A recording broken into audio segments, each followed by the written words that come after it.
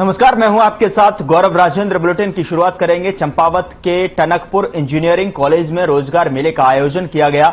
इस अवसर पर सीएम पुष्कर सिंह धामी ने दीप प्रज्वलित कर रोजगार मेले का शुभारंभ किया। इस दौरान सीएम धामी ने चंपावत जिले के विकास योजनाओं के लिए प्रस्तावित 8,417 लाख की योजनाओं का लोकार्पण और शिलान्यास किया। सीएम ने APJ Abdul Kalam engineering college में मुख्यमंत्री घोषणा के अंतर्गत निर्मित लाइब्रेरी, प्रयोगशाला और स्मार्ट कक्षा का भी शुभारंभ किया।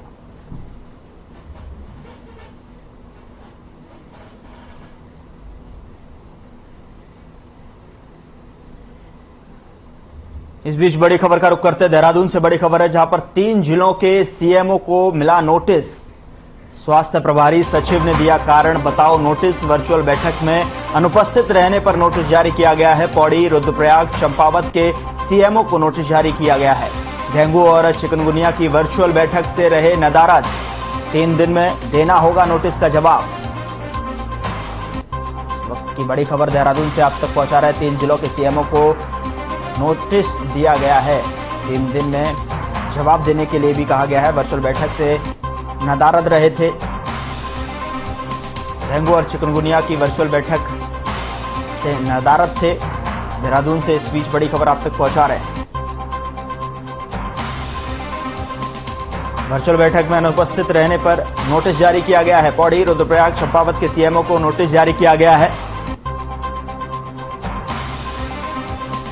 देहरादून से इस वक्त की बड़ी खबर आप तक पहुंचा रहे हैं। वर्चुअल बैठक में अनुपस्थित रहने पर नोटिस जारी किया गया है। पौड़ी, रुद्रप्रयाग, चंपावत के सीएमओ को नोटिस जारी किया गया है।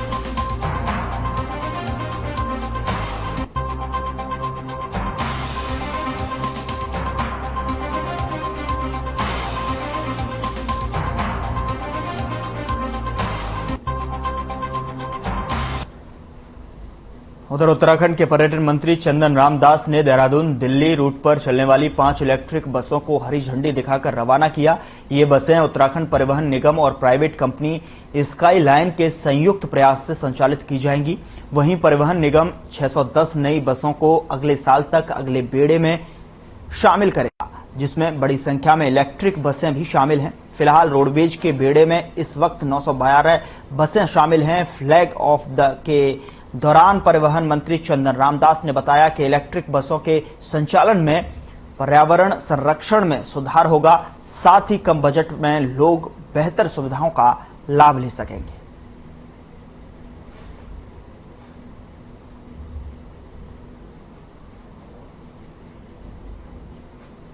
तो बसों को हरी झंडी दिखाकर रवाना किया गया। 5 इलेक्ट्रिक बसों को ये हरी झंडी दिखाकर रवाना किया गया है। आपको बता दें कि जहां पर लोगों को योजनाओं का लाभ दिया जा रहा है,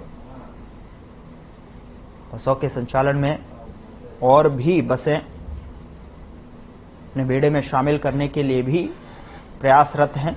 और ऐसे में पर्यटन मंत्री चंदन रामदास ने बसों को रवाना किया हरी झंडी दिखाकर।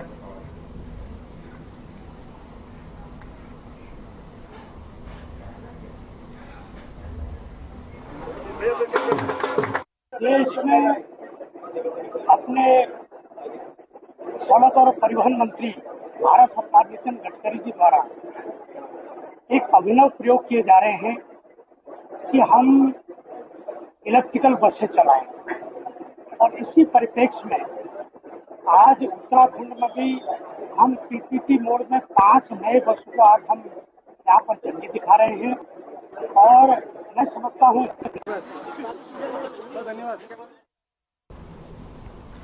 उधर देहरादून में पर्यटन विभाग ने चारधाम यात्रा को लेकर समीक्षा बैठक की। चारधाम यात्रा में यात्रियों की संख्या को सीमित करने की तैयारी विभाग ने शुरू कर दी है। चारधाम यात्रा में इस बार यात्रियों का आंकड़ा 40 लाख को पार कर गया है। आपको बता दें, जिसको देखते हुए मंत्री सतपाल महाराज ने अधिकारियों को एक यात्री एक बार यात्रा का फॉर्मूला अपनाने के निर्देश दिए हैं। वहीं चारधाम यात्रा के लिए होने वाले रजिस्ट्रेशन को भी आधार से लिंक करने के आदेश दिए हैं। सतपाल महाराज का कहना है कि यात्रा में लगातार संख्या बढ़ रही है, जिसके बाद धामों पर व्यवस्था बनाने में दिक्कत हो रही है। कई यात्री ऐसे हैं जो कई बार दर्शन के लिए पहुंच रहे हैं। ऐसे में व्यवस्थाओं को निर्धारित कर एक यात्री एक बार दर्शन की व्यवस्था पर भी विचार हो रहा है।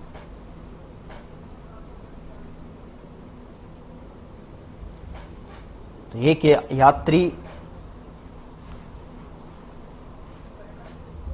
एक दर्शन पर भी विचार हो रहा है। विभाग ने तैयारियां शुरू कर दी हैं तीर्थयात्रियों की संख्या को नियंत्रित करने के लिए। एक यात्री एक बार दर्शन की योजना पर भी विचार किया जा रहा है। तीर्थयात्रियों को नियंत्रित करने के लिए प्रशासन पूरी तरीके से मुस्तैद है।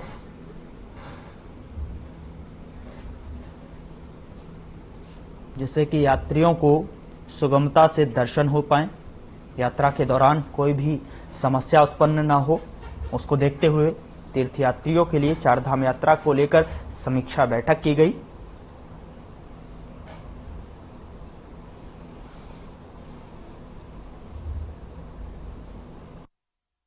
इसको आगे विस्तार में देखेंगे, वो हम उसकी क्या कैपेसिटी है, कितना हम कर पा रहे हैं। अगर ऐसी कोई चीज होगी तो उसको भी हम विचार करेंगे। ऑल्टरनेट नहीं, अभी मैं इसको कुछ नहीं कह पा रहा हूं, क्योंकि इसको जब तक हम स्टडी नहीं करेंगे, आधार कार्ड से जोड़ने के बाद आपको ये स्टडी मिल जाएगी कि कौन आदमी कितनी दफे आ रहा है।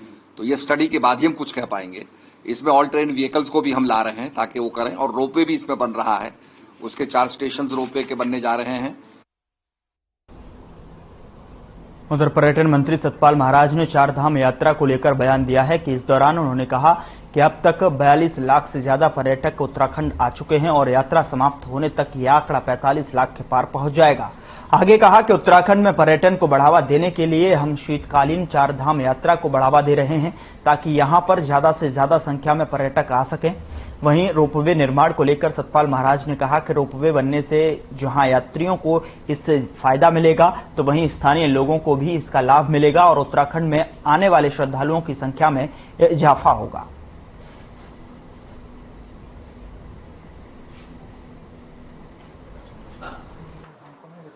बहुत बड़ी अचीवमेंट है उसमें। गौरीकुंड हो गया, आपका लिंचोली हो गया, ये सब यहाँ पर उसके स्टेशन बनेंगे और इसके 25 मिनट के अंदर आपकी यात्रा पूरी हो जाएगी। तो मैं समझता हूँ बहुत महत्वपूर्ण योजना है ये, और हम चाहेंगे कि इसमें डबल डेकर जो है रोपवे की जो गंडोला होता है वो डबल डेकर होगा, तो काफी यात्री इसमें जा पाएंगे और पूरी यात्रा का आनंद ले पाएंगे।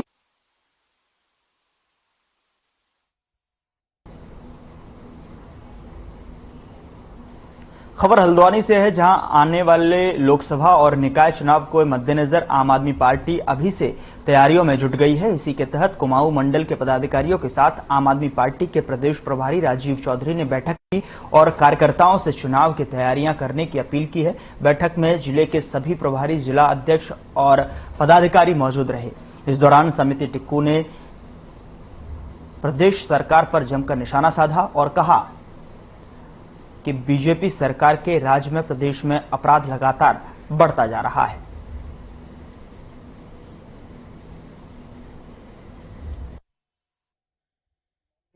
ज्योत सिंह बिष्ट जी और राजीव चौधरी जी द्वारा, जिसमें हमारे शिशुपाल रावत जी प्रदेश उपाध्यक्ष और कुमाऊं प्रभारी भी मौजूद थे, एक समीक्षा बैठक की गई जिसमें कुमाऊं के विधानसभा प्रत्याशी और जिलाध्यक्षों को बुलाया गया।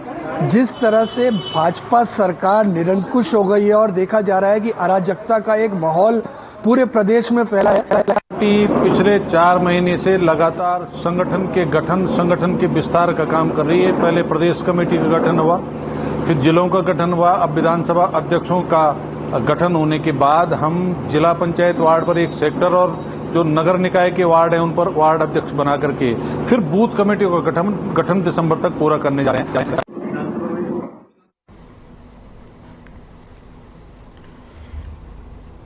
त्योहारों के मद्देनजर वरिष्ठ पुलिस अधीक्षक के निर्देशानुसार दिनेशपुर पुलिस टीम की ओर से क्षेत्र के तमाम ज्वेलर्स एवं सरकारी संस्थानों पर छापामारी की। इस दौरान सीसीटीवी कैमरा लगाए जाने की हिदायत दी गई। थाना अध्यक्ष अनिल उपाध्याय ने बताया कि आगामी त्योहारों को देखते हुए ज्वेलर्स और कई संस्थानों को सीसीटीवी कैमरा लगाए जाने के लिए प्रेरित किया गया है। साथ ही संस्थानों के लोगों को हिदायत दी गई है कि जल्द से जल्द इस आदेश का पालन करें, अन्यथा उनके ऊपर कार्रवाई की जाएगी।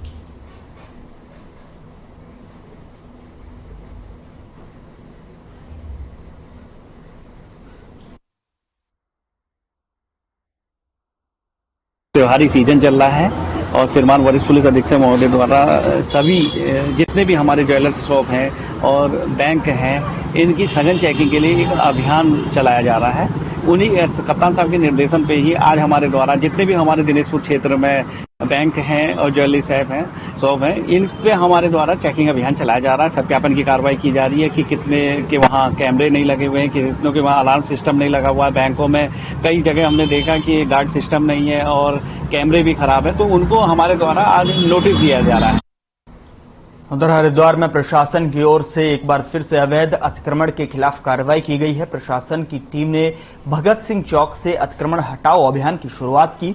साथ ही सड़क पर किए गए अवैध अतिक्रमण पर बुलडोजर चलाया गया। इस दौरान एडीएम सिटी, मजिस्ट्रेट, नगर आयुक्त समेत कई विभागों के अधिकारी मौजूद रहे। बता दें कि हरिद्वार में 17 विभागों की संपत्ति पर अवैध अतिक्रमण से संबंधित रिपोर्ट जिलाधिकारी को भेजी गई है और आज से अभियान के तहत प्रशासनिक टीम ने अतिक्रमण के खिलाफ कार्रवाई शुरू कर दी है। एडीएम पीएल शाह ने बताया कि इस बार अतिक्रमण हटाने के बाद संबंधित थाने की पुलिस को निर्देशित किया गया है कि दोबारा से अतिक्रमण न होने दिया जाए।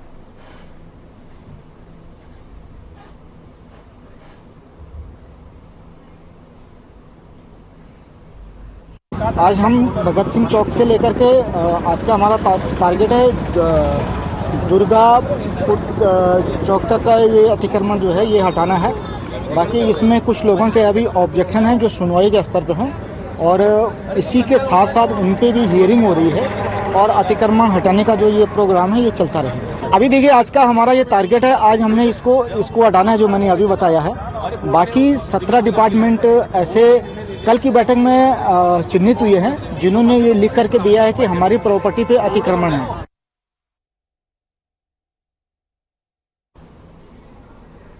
खबर कोटद्वार से है, जहां आबकारी विभाग ने शनिवार को कोटद्वार में डिग्री कॉलेज रोड पर चेकिंग की। इस दौरान एक बोलेरो गाड़ी से 7 पेटी अवैध अंग्रेजी शराब के साथ एक तस्कर को भी गिरफ्तार किया गया है।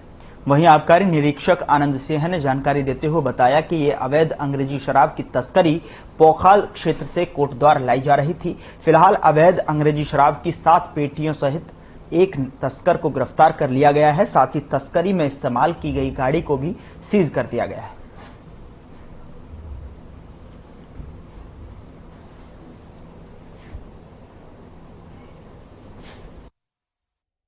आज जो है मेरे द्वारा कॉलेज रोड में जो है रोड चेकिंग की जा रही थी, तो मुखबिर की सूचना के आधार पर जब ये गाड़ी आई है तो इसको हमने रोका। जब इसकी तैराकी ली गई तो इसमें जो शराब बरामद की गई है और जो इसमें वाहन चालक था उसको भी हमने जो अपने कब्जे में लिया है और शराब अपने कब्जे में लिया। सर ये कहाँ से आ रही थी और कहाँ जा रही थी कुछ पता है?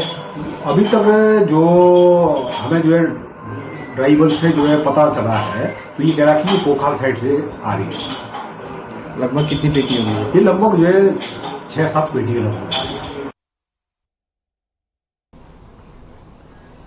खबर रामनगर से है, जहां पर्यटन कारोबार से जुड़े वाहन चालकों ने वन प्रभाग पहुंचकर एसडीओ को ज्ञापन सौंपा। जानकारी के मुताबिक वन प्रभाग के अंतर्गत एक पर्यटन जोन सीमा बनी हुई है जो बरसात के दौरान बंद कर दिया जाता है। हर साल पर्यटकों के भ्रमण के लिए 15 अक्टूबर को खोला जाता है। इस बार हाल ही में हुई बारिश के कारण यह जोन समय से नहीं खुल पाया। वहीं विभाग के अधिकारियों ने जोन में जिप्सी वाहनों की संख्या सीमित करने के निर्णय का भी पर्यटन कारोबारियों और वाहन चालकों ने विरोध किया है। उनका कहना है कि इस क्षेत्र में पर्यटन को बढ़ावा देने के लिए कई गेट खोले जाएं। आगे कहा कि मामले में अधिकारियों ने संज्ञान नहीं लिया तो इस मामले में मुख्यमंत्री के अवगत कराएंगे। और साथ ही एसडीओ ने बताया कि बरसात के कारण सड़क क्षतिग्रस्त होने की वजह से यह गेट समय से नहीं खोला गया है। सड़कों का मरम्मत का कार्य किया जा रहा है, शीघ्र ही खोल दिया जाएगा।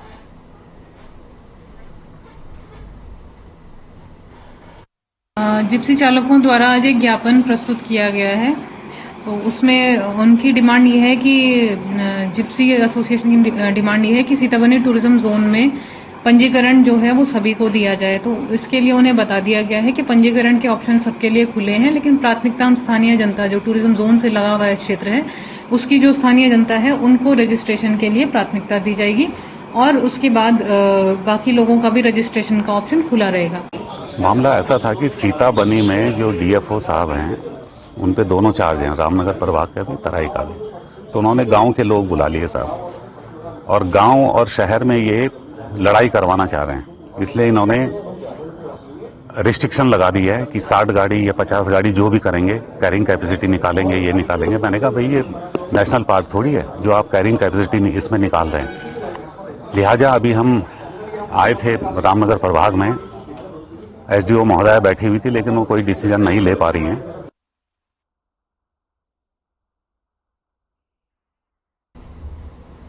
खबर रामनगर से है। जिम कॉर्बेट नेशनल पार्क का बिजरानी जोन पर्यटकों के लिए खोल दिया गया है, जिसका शुभारंभ कॉर्बेट के निदेशक ने जिप्सियों को हरी झंडी दिखाकर किया है। वहीं पहले दिन बिजरानी में पर्यटकों की बुकिंग फुल रही, जिसमें 30 जिप्सियों में कई पर्यटकों ने जोन में प्रवेश किया। कॉर्बेट के निदेशक धीरज पांडे ने बताया कि मानसून के चलते हर वर्ष 15 जून को कॉर्बेट पार्क पर्यटकों के लिए बंद कर दिया जाता है, लेकिन ढेला और झिरना डे विजिट के लिए खुले रहते हैं। हालांकि अब शनिवार से इन दोनों जोन में भी पर्यटकों के लिए रात्रि विश्राम शुरू कर दिया जाएगा, जबकि पर्यटकों के लिए बंद चल रहा बिजरानी जोन भी खोल दिया जाएगा। उन्होंने बताया कि बिजरानी जोन में सुबह और शाम 30-30 जिप्सियां जंगल सफारी के लिए जा सकेंगी। वहीं ढिकाना जोन में 15 नवंबर से कैंटर सफारी के साथ ही रात्रि विश्राम की व्यवस्था शुरू हो जाएगी। बहुत एक्साइटेड है और होपफुल है मिल जाए कुछ टाइगर दिखने को। बहुत दिनों से पहले से प्रोग्राम करके रखे हुए हैं, ऐसे डेट फिक्स किया है कि जैसे बिजरानी मिल जाए हमको, तो देखते हैं क्या होता है आगे। बहुत आशा है कि कुछ मिल जाए, क्योंकि बहुत दिनों से बंद था, तो एनिमल्स का हलचल होना चाहिए, मिलना चाहिए। वही एक्साइटेड है। हाथी टाइगर जा रहे हैं, और भी अगर कुछ वाइल्ड एनिमल दिखे तो डिपेंड है, देखिए क्या होता है। नहीं, ये फर्स्ट टाइम है, ये थर्ड सफारी है। कल 2 सफारी ली थी मैंने, आज बिजरानी में फर्स्ट है। देखिए, टूरिज्म के दृष्टिकोण से हमारा बिजरानी जोन एक प्रमुख जोन है, जिसे आज पर्यटकों के लिए खोल दिया गया है। बुकिंग्स के मामले में भी ये जोन लगभग फुल चल रहा है। नाइट स्टे अब अंदर शुरू हो चुका है कॉर्बेट टाइगर रिजर्व में। ढिकाला जोन हमारा 15 नवंबर से खोल दिया जाएगा। इस संबंध में सभी आवश्यक तैयारियां पूरी कर ली गई हैं। जो हमारी फॉरेस्ट रोड्स थी उनकी स्थिति भी पिछले दिनों बरसात की वजह से काफी खराब थी, परंतु अब वो सही की जा चुकी है। तो इस बीच बड़ी खबर का रुख करते हैं। देहरादून से बड़ी खबर है, जहां पर 3 जिलों के सीएमओ को नोटिस जारी किया गया है। इस वक्त की बड़ी खबर आप तक पहुंचा रहे हैं। 3 जिलों के सीएमओ को नोटिस मिला, 3 दिन में देना होगा नोटिस का जवाब। वर्चुअल बैठक में अनुपस्थित रहने पर नोटिस जारी किया गया है। पौड़ी, रुद्रप्रयाग, चंपावत के सीएमओ को नोटिस जारी। डेंगू और चिकनगुनिया की वर्चुअल बैठक से नदारद थे। देहरादून से इस वक्त की बड़ी खबर, 3 जिलों के सीएमओ को नोटिस जारी किया गया है। स्वास्थ्य प्रभारी सचिव ने दिया नोटिस। बड़ी खबर इस वक्त की आप तक पहुंचा रहे हैं। टेलीविजन स्क्रीन पर आप देख पा रहे हैं देहरादून से बड़ी खबर, 3 जिलों के सीएमओ को नोटिस मिला है।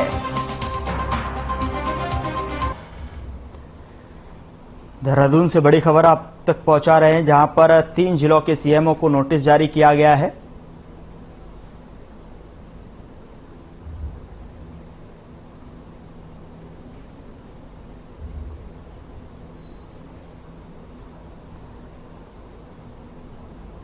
और खबर टनकपुर से है, जहां सीएम पुष्कर सिंह धामी आज टनकपुर के doctor APJ Abdul Kalam engineering college पहुंचे, जहां कॉलेज की छात्राओं ने तिलक लगाकर मुख्यमंत्री का स्वागत किया।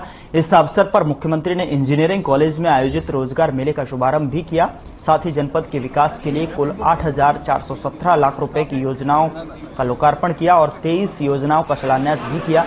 सीएम ने बताया कि प्रदेश में आगे भी ऐसे और मेलों का आयोजन किया जाएगा, जिससे युवाओं को रोजगार के अवसर मिल सके।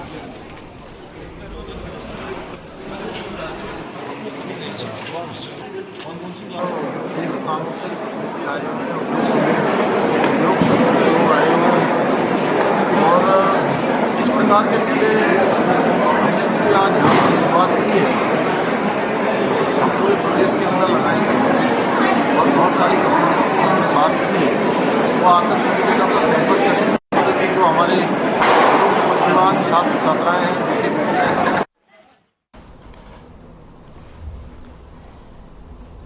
खबर डोईवाला से है, जहां 6 लोगों के गिरोह ने डोईवाला बाजार में दिन दहाड़े डकैती को अंजाम दिया। शहरी विकास मंत्री प्रेमचंद्र अग्रवाल के चचेरे भाई शशिपाल अग्रवाल के घर पर डकैतों ने हमला बोला। डकैतों ने परिजनों के गले पर चाकू रखकर घर से लगभग 1 करोड़ की रकम और जेवरात पर हाथ साफ किया। इस घटना से डोईवाला में खौफ का माहौल है। घटना की जानकारी के बाद पुलिस ने छानबीन शुरू कर दी है।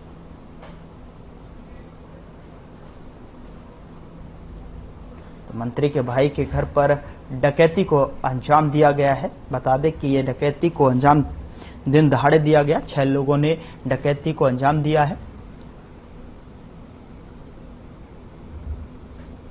मंत्री के भाई के घर की डकैती की। अगली खबर का रुख करते हैं। रुड़की में उर्स मेले का आयोजन किया जा रहा है। उर्स निगरानी समिति के अध्यक्ष हाजी सरबत करीम अंसारी ने कहा कि उर्स मेले में भ्रष्टाचार हो रहा है। उन्होंने झूला सर्कस में एंट्री पास को भी गलत बताया। उर्स मेले में पहुंच रहे जायरीनों ने भी झूले में एंट्री को लेकर अपना रोष प्रकट किया है।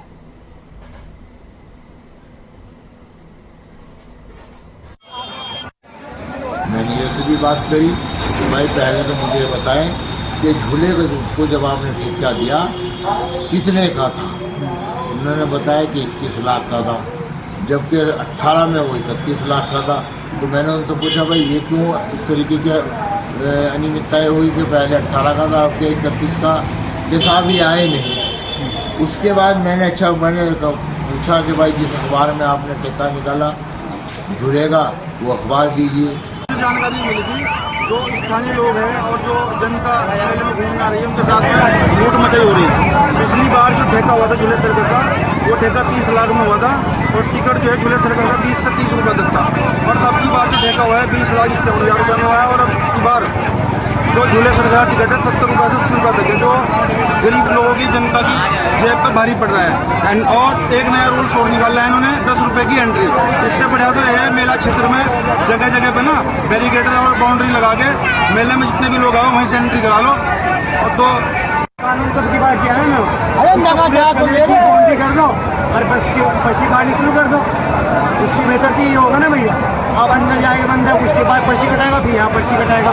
बताओ आपने कहीं मेले में देखा हो अगर पर्ची काटती हो तो बताओ। अगली खबर का रुख करते हैं। खबर रुड़की से है, जहां पर खबर का असर देखने को मिला है। दरअसल आपको बता दें कि लगातार जिस तरीके से पिछले दिन ही हमने सत्ती मोहल्ले के इमली रोड की दुर्दशा को प्रमुखता से दिखाया था।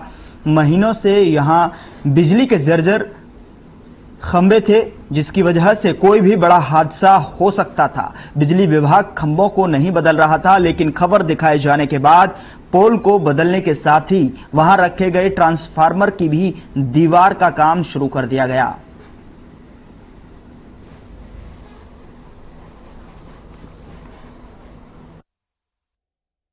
ये खंभे भी हटा दिए गए और ट्रांसफार्मर की बाउंड्री भी हो रही है।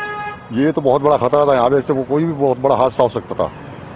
और ये तो जेके चैनल का हम बहुत बहुत शुक्रिया अदा करते हैं, इसने ये मुद्दा उठाया।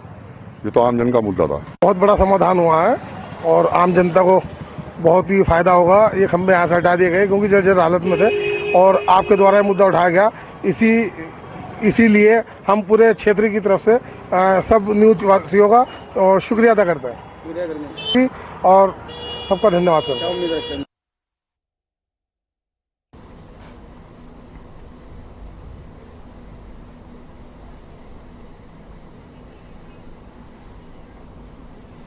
बिजली विभाग की नींद टूटी है। दरअसल आपको बता दें कि महीनों से यहां बिजली के जर्जर खंभे थे, जिसकी वजह से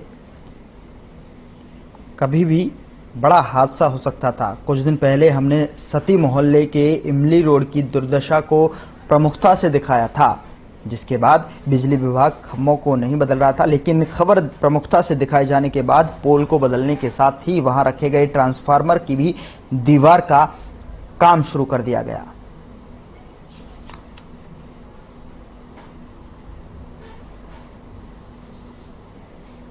तो रुड़की में खबर का असर देखने को मिला है।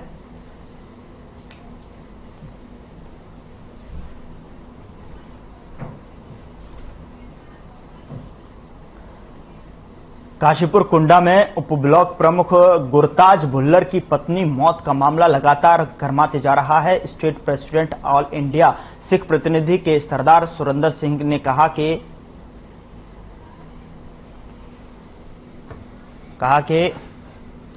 हत्यारोपियों के खिलाफ भी कोई कार्रवाई नहीं कर रही है। उन्होंने चेतावनी देते हुए कहा कि अगर 20 अक्टूबर तक आरोपी पुलिसकर्मियों की गिरफ्तारी नहीं की जाती तो न्याय की मांग को लेकर उग्र आंदोलन किया जाएगा।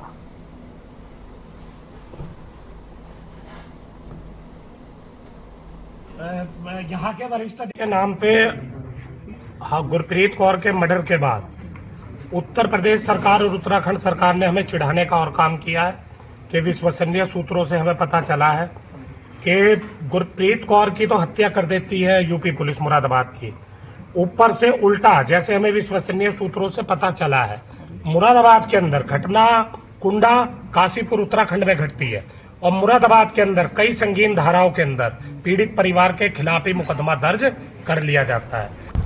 मेरी पत्नी सरकारी एम्प्लॉय थी, साधन सहकारी समिति में जॉब करती थी। मेरा 4 महीने का बच्चा है और 4.5 साल की बेटी है। जो मेरे साथ हुआ ये किसी और के साथ ऐसा ना हो और दोनों जगह दोनों स्टेटों में हमारी भारतीय जनता पार्टी की सरकार है और मैं सरकार से यही विनती करना चाहूंगा कि इसकी सीबीआई जांच कराई जाए और मुझे इन बच्चों को इनकी मां के साथ जो हुआ मुझे न्याय चाहिए और प्रशासन से पुलिस प्रशासन से भी मुझे बहुत उम्मीद है उत्तराखंड सरकार से कि ये मेरे लिए मेरी पूरी मदद करेंगे। लालकुआ नगर पंचायत में महर्षि वाल्मीकि की जयंती के उपलक्ष्य में वाल्मीकि समाज ने विशाल शोभा यात्रा निकाली, जिसका शुभारंभ नगर पंचायत के पूर्व अध्यक्ष पवन चौहान ने किया। इस दौरान उन्होंने वाल्मीकि समाज के लोगों को बधाई दी, साथ ही वाल्मीकि के विचारों को साझा किया। बैंड बाजों के साथ निकाली गई शोभा यात्रा में महर्षि वाल्मीकि की कई झांकियां आकर्षण का केंद्र रहीं। जगह जगह यात्रा का लोगों ने जोरदार स्वागत किया। वहीं इस मौके पर बड़ी संख्या में लोग शामिल हुए।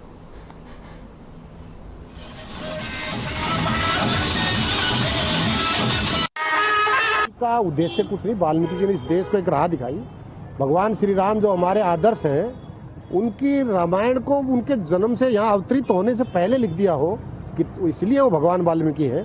भगवान वाल्मीकि ने रामायण को लिखा, इससे बड़ी कोई बात ही नहीं हो सकती। रामायण हमारा जीवन है, रामायण हमारा आदर्श है, भगवान राम हमारे आदर्श हैं। वाल्मीकि जी तो बहुत बड़े हैं, हम उनको नमन करते हैं। आज शोभा यात्रा निकालने का मतलब ये है कि शोभा यात्रा से हम वाल्मीकि जी को याद करें। फिलहाल बुलेटिन में इतना ही। नमस्कार।